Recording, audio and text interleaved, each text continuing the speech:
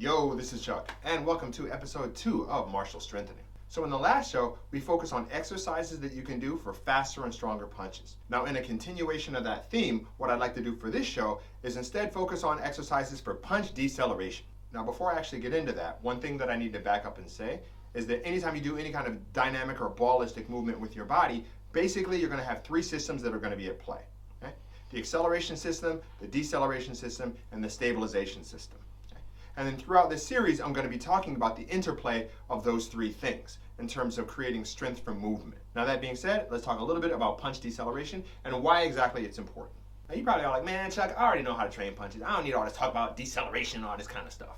But in order for me to make it clear as to why it's important, I'm going to pull back and I'm going to talk about cars. So let's say you're just sliding through in the cut with your homies and then you happen to drive past a budget Lamborghini dealership.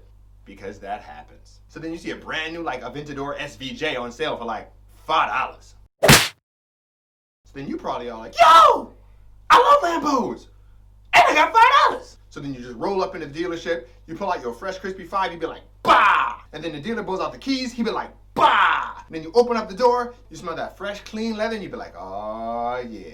Stick the key in the ignition. Actually, nowadays they use start and stop buttons, don't they? You press that start button, you hear that vroom from the V12, and you be like, oh yeah. And then you go to pull out the parking lot, and you be like, whoa, whoa, whoa, whoa, whoa, whoa, whoa, whoa, whoa. And then you find out why your Lambo was only $5, because it ain't got no brakes. Now you probably are like, well, Chuck, I'm afraid I just don't necessarily understand the subtle nuances of your analogy. But anyway, the point that I'm making is that even if your Lambo has 600 or 700 horses, you're still not gonna drive it all that fast if it ain't got no brakes. And your body works the same way. It doesn't matter how strong the acceleration system is. If the deceleration system can't handle it, your body won't let your muscles accelerate all that fast. Because if it did, it would rip them apart. Body be all like, nope. Or if it's a mom in the hood, it'd be all like, excuse me? Who told you you could bring that kind of acceleration in this house? You better go back outside with that. And who told you you could be outside all day? You better bring your little back in the house. Or if it's Australian, it'd be like, yeah, nah, mate. Or if it's Japanese, it'd be all like, それはちょっと難しいかもしれないですが、これからゆっくり検討します. So now let's jump into the actual exercises. So for those of you guys who've already seen episode 23 of How to Defeat Dudes, you guys already know my man Juliano, who's a former professional boxer and kickboxer who's going to be helping us out with these exercises. All right? So basically, if you want to train punch deceleration, the thing that you need to be working on the most is going to be your posterior musculature. Meaning the muscles of your back, in addition to your biceps, okay? Largely because if you think about a punch is basically a push, right? So if you want to slow down that motion, what you would use in your body are the muscles for pulling, this way, okay? So which basically means doing rows. But the problem with row exercises like that, whether you're doing them on a bench or whether you're actually doing them sitting, is that you're not training the stabilization system along with the deceleration system. Meaning that you're not giving your legs and core work as a stabilizer while your muscles are firing. So that's why I strongly advocate training them standing up. And for that, we use resistance bands. So much like in the previous show, I'm going to show you guys ways to do that standing up using resistance bands. And if you don't have bands, also ways that you can do it with a partner instead. Okay, so now the bands that I'm using, these are from IHP. I love these bands because personally I think these are the industry's best bands. They've got an internal safety cord to make sure that they never actually snap. And then even if you do get tears in the latex or something, the latex is actually attached to the band itself so that it won't whip off or anything like that. So these are just really, really good bands, and they're small, they're compact. I think they're fantastic. So much like I said in the last video, there's only a few different stances that you use with these bands, okay? So the first one is just a parallel stance like this, feet forward, a little bit of bend in the knees, okay? Other one is left staggered like this, which is just like walking mid-stride like this, or right staggered like so. So let's take a look at a few different row exercises that you can do with these, okay? So first one, you're gonna use a parallel stance like so. So Juliano anchors by putting a little bit of bend in his knees, taking a little bit of an athletic stance, and then holding the band near his body. If you don't have a partner, these also fit into the hinge side of a door really well. And then from here, I just keep my back upright and then just row. 1, 2, 3, 4, 5, 6, 7, 8, 9, 10. Now this is good, but if you want to train punching in particular, what's better is that if you do it from a staggered stance like this. Much like in the last video when I was talking about training your anterior for punch acceleration, you want to do it from this stance because this simulates the stance you would actually have when you're punching, okay? Especially if you're doing a boxing or a kickboxing punch. Now I know in a lot of traditional martial arts, they actually punch with the foot flat on the ground. But if you really want to put your glute into the punch and you really want to activate down here, you know, it's good to have the back heel off the ground. Training it this way is also really good because the resistance means you're also training ankle stabilization as well. And you're developing a stronger ankle, so you're less likely to twist your ankles as you're doing it, right?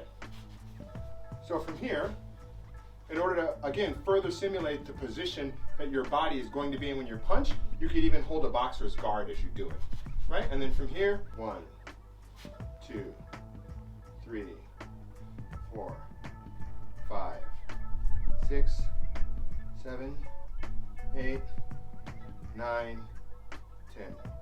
And if you'll notice, I'm not actually twisting like this. And the reason is because I'm training this to be rock solid. And the idea is to make this work for stabilization. Okay? So you just keep it rock solid and you don't let it move at all so that you can concentrate all of the energy just on the muscles that are firing. And you can train that system like so. The other important point that I want to make is if you'll notice, I'm doing this contralaterally, meaning that I'm doing this in the opposing side, or not ipsilaterally like so. Okay? Largely, again, because when you're punching, usually it's a contralateral movement. Now, if you guys notice, I'm actually even putting a little bit of a twist in the wrist, again, just to simulate punching. Okay? If you're doing the exercise for the sake of the exercise or just for general strength, you don't necessarily have to do the wrist twist. But again, you want to get as close as humanly possible to actually simulating the movement that you're going to be doing in combat, or that you're going to be doing in sport, if you want the exercise to be functional. And if you want it to be working towards the end of increasing strength for that movement. As with any exercise, I think it's safe to start with just 10 reps. Do 10 reps, take a little bit of a break, do another 10 reps. But really, I think it depends on you, and it depends on your strength, and it depends on your goals. Okay? So another thing that you can do as well is if you feel like this is starting to get easier, then you just step back so that you put more tension in the band. Or you keep the same distance, but you do it explosively like so instead. Or once you get strong enough, you actually double it up like this, so then you're working 2 bands instead of 1.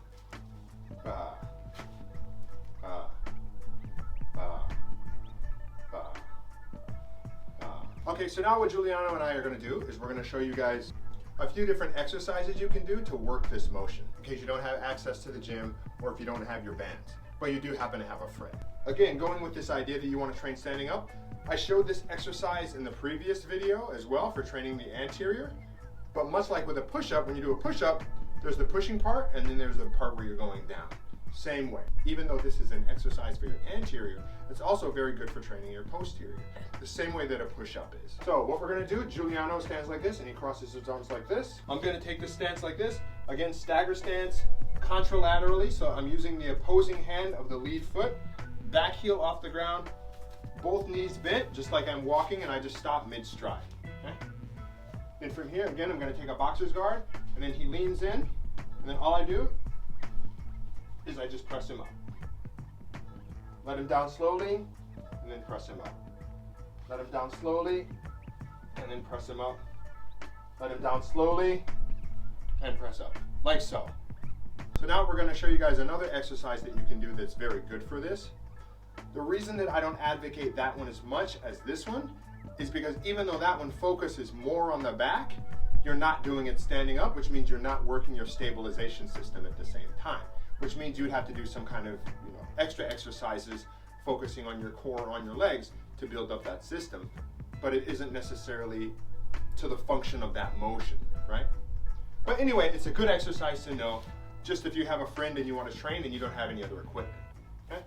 So what I'm going to do is I'm going to take your traditional martial arts horse stance like this, and then from there he slides under. I put my hands together like this and then put my hands on my knees, and then from there basically Juliano uses me as a pull-up bar. 1, 2, 3, 4, 5, 6, 7, 8, 9, 10. And that's it. Another important thing of punching speed is relaxation. So relaxing the muscles that you don't need to contract. So basically, if you're punching and your back's already contracted, then you're gonna slow down acceleration.